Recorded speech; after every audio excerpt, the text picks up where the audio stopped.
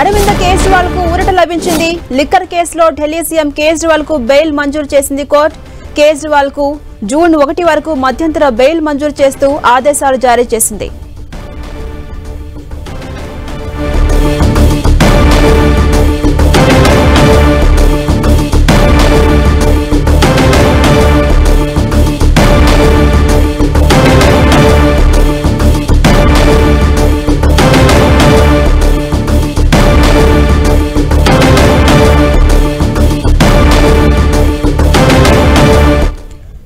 Delhi liquor scam కేసులో CM Arvind Kejriwal కు big relief దొరికింది. ఈ కేసులో కోర్టు ఆయనకు మధ్యంతర బెయిల్ ను మంజూరు చేసింది. జూన్ 1 వరకు బెయిల్ ను మంజూరు చేస్తూ ఉత్తర్వులు జారీ చేసింది. లిక్కర్ స్కామ్ కేసులో అరెస్ట్ అయిన కేజ్రీవాల్ ప్రస్తుతం తీహార్ జైల్లో ఉన్నారు.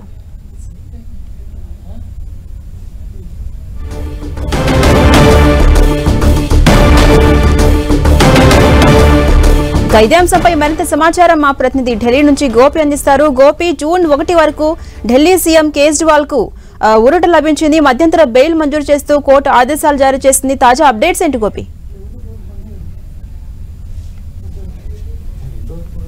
లోక్సభ ఎన్నికల ప్రచారంలో భాగస్వామ్యం కల్పిస్తూ సుప్రీంకోర్టు కేజ్రీవాల్ కి మధ్యంతర బెయిల్ మంజూరు చేయడం జరిగింది. జూన్ 1వ తేదీ వరకు కూడా ఈ ఎన్నికల ప్రక్రియ ముగిసేంత వరకు, చివరి విడత పోలింగ్ ముగిసేంత వరకు కూడా కేజ్రీవాల్ కి మధ్యంతర బెయిల్ ని మంజూరు చేయడం జరిగింది. అయితే కొన్ని షరతులతో కూడిన బెయిల్ ఇచ్చినట్లుగా తెలుస్తోంది. బెయిల్ ఆర్డర్ లో పూర్తి స్థాయి షరతుల్ని మెన్షన్ చేయడం జరుగుతుంది.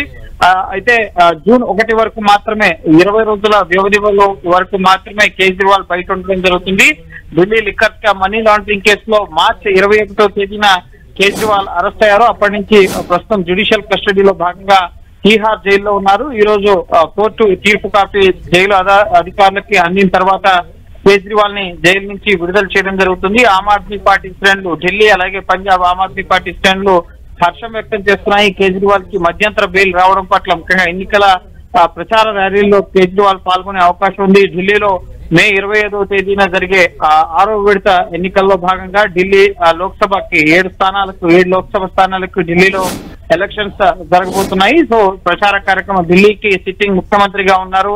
సో ఎన్నికలు ఉన్నాయి కాబట్టి ఒక ప్రత్యేకమైన పరిస్థితులు ఉన్నాయి కాబట్టి కేజ్రీవాల్ కి మధ్యంతర బెయిల్ ఇచ్చే అవకాశాన్ని పరిశీలించాలి అని చెప్పి మేము ఈడీని కోరుతున్నాం అని చెప్పి సుప్రీంకోర్టు స్పష్టం చేయడం జరిగింది. అయితే ఈడీ మాత్రం కేజ్రీవాల్ మధ్యంతర బెయిల్ ని వ్యతిరేకించడం జరిగింది. అయితే ముఖ్యంగా ఇది ప్రజాస్వామ్య హక్కును కాలరాయడం అవుతుంది అన్న వాదనని పరిగణలోకి తీసుకుంటూ ఎలక్టెడ్ ముఖ్యమంత్రిగా కేజ్రీవాల్ ఉన్నారు. అలాగే ఎన్నికలకు ముందు కావాలని అరెస్ట్ చేశారు. గతంలో ఈ కేసు దర్యాప్తు 2 ఏళ్ల నుంచి జరుగుతున్నా అప్పుడే కేజ్రీవాల్ పాత్ర ఇంట్లో ఉందని తెలిసినా ఎందుకు అరెస్ట్ చేయలేదు?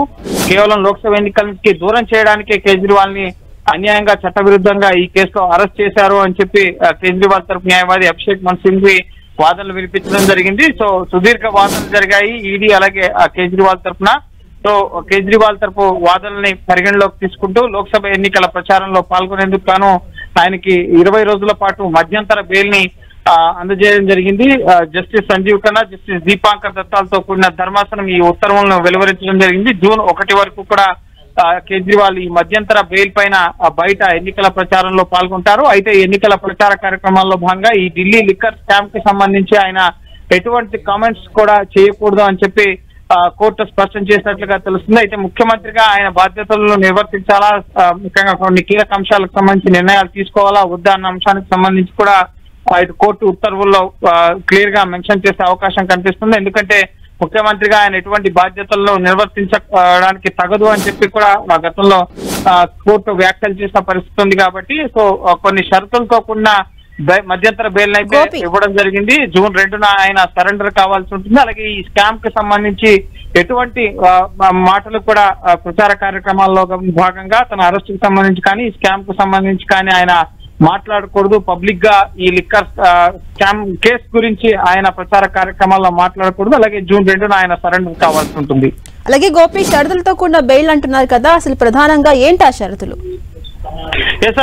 ఈ ప్రచార కార్యక్రమాల్లో పాల్గొనే సందర్భంగా ఈ కేసుకు సంబంధించి ఎటువంటి బహిరంగమైన వ్యాఖ్యలు కూడా దర్యాప్తు సంస్థలకు సంబంధించి కానీ తన అరెస్టుకు సంబంధించి దీన్ని రాజకీయం చేసే ప్రయత్నం చేయకుండా ఈ కేసుకు సంబంధించి ఎక్కడా కూడా మాట్లాడకూడదు, కేవలం ఆమ్ ఆద్మీ పార్టీకి ఎందుకు ఓటు వేయాలి అన్న అంశాలకు సంబంధించి లోక్సభ ఎన్నికల్లో రాజకీయ పరమైన ప్రచార కార్యక్రమాన్ని నిర్వహించుకోవడానికి అవకాశం ఉంటుంది. కానీ ఈ స్కామ్ల గురించి, కేసుల గురించి, అరెస్టుల గురించి ఆయన ఎటువంటి వ్యాఖ్యలు కూడా బహిరంగంగా ప్రజల ముందు వాటిని ఆధారంగా చూపించి ఓటు వేయాలని చెప్పి బహిరంగ ప్రచార కార్యక్రమాల్లో ఆయన మాట్లాడకూడదు. అలాగే జూన్ 2వ తేదీన ఆయన నేరుగా తీహార్ జైలుకి సరెండర్ కావాలని చెప్పి చెప్పడం జరిగింది. అలాగే ముఖ్యమంత్రి హోదాలో అధికారిక కార్యక్రమాల్లో పాల్గొనే అంశం పైన కూడా కొన్ని షరతులను విధించినట్లుగా తెలుస్తోంది. సో షరతులకు లోబడి బెయిల్ ఇచ్చేందుకు బెయిల్ ఇవ్వచ్చు అని చెప్పి కేజ్రీవాల్ తరపు న్యాయవాది వాదనలు వినిపించారు. సో వాటిని పరిగణలోకి తీసుకునే కొన్ని షరతులతోనే కేజ్రీవాల్ కి మధ్యంతర బెయిల్ ని మంజూరు చేయడం జరిగింది. జూన్ 2న ఆయన మళ్ళీ సరెండర్ కావాల్సి ఉంటుంది. 20 రోజుల పాటు ఆయనకి ప్రచార కార్యక్రమాల్లో పాల్గొనే అవకాశం దక్కింది. మే 20న ఢిల్లీ 7 లోక్సభ స్థానాలకి మే 25వ తేదీన ఎలక్షన్ జరగబోతున్నాయి. మే 23 వరకు కూడా ప్రచార కార్యక్రమాలు ఉంటాయి. మే 23 సాయంత్రంతో ఢిల్లీలో ప్రచారాలకి తెరపడుతుంది. ఆ తర్వాత ముఖ్యంగా పంజాబ్ లో కూడా ముఖ్యంగా ఎన్నికల ప్రచార కార్యక్రమాల్లో కేజ్రీవాల్ పాల్గొనే అవకాశం ఉంటుంది. సో ఓవరాల్ గా జూన్ 2వ తేదీన మళ్ళీ ఆయన సరెండర్ కావాల్సి ఉంటుంది. జూన్ 1 వరకు కూడా కేజ్రీవాల్ కి మధ్యంతర బెయిల్ ని సుప్రీంకోర్టు మంజూరు చేయడం జరిగింది. అయితే ముఖ్యమంత్రికి ఒకలాగా, సామాన్య ప్రజానికానికి ఒకలాగా ముఖ్యంగా వ్యవహరించడం సరికాదు. అందరికీ చట్టం ఒకే విధంగా వర్తింపచేయాలి. కానీ మీరు ఇచ్చే బెయిల్ వల్ల ముఖ్యంగా తప్పుడు సంకేతాలు వెళ్తాయి. సామాన్య ప్రజానికానికి బెయిల్ ఇవ్వద్దు.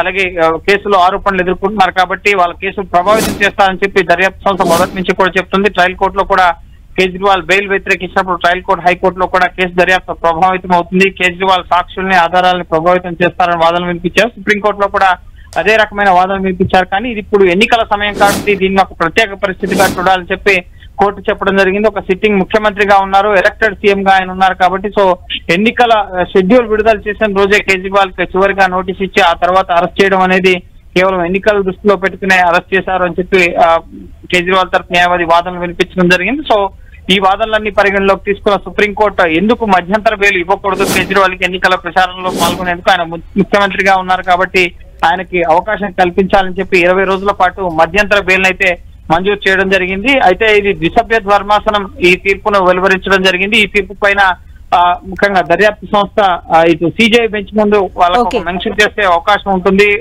Chief justice of India bench ముందు త్రిసభ్య ధర్మాసనం లేదా విస్తృత స్థాయి ధర్మాసనం దృష్టికి ఈ తీర్పుని సవాల్ చేస్తూ మళ్ళీ వాళ్ళు అప్లై చేస్తారా లేక కేజ్రీవాల్ కి ఇచ్చిన మధ్యంతర బెయిల్ ని అంగీకరిస్తారనేది మనం వేచి చూడాలి. Right, thank you Gopi.